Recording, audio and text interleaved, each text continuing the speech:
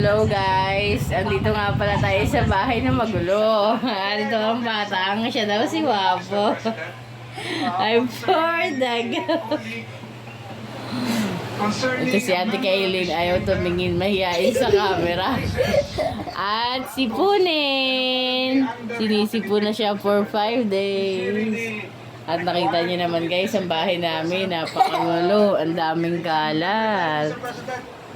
At ito nga pala ang batang makulit na gusto mag-vlog. Ito nga pala si Wapo. Ano masasabi mo, Wapo? Wapo to. Ha? Wapo. Wapo po. Wapo.